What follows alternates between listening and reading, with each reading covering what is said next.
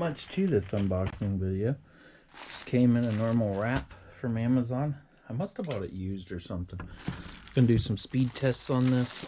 See if it's faster, for my use at least, if it's faster than a micro SD card. I'm gonna be using it in the Steam Deck to transfer off files that I have recorded. And if it isn't faster than a micro SD card, I might as well go with the SanDisk A2, because I can pull pretty good speeds with that. And I'm hoping I can do the same with this.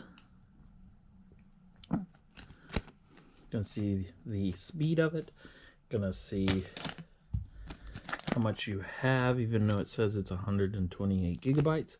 And what's different about this is it's USB-C instead of USB-A. So it plugs right into the top, then it plugs into my Thunderbolt port on my computer. It's so cute and little. Definitely has some weight to it. Feels metal.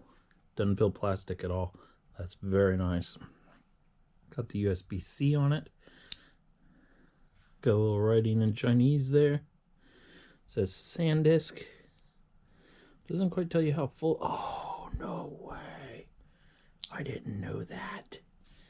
The other side is the normal USB. What is this? I didn't know that. I'm freaking out here.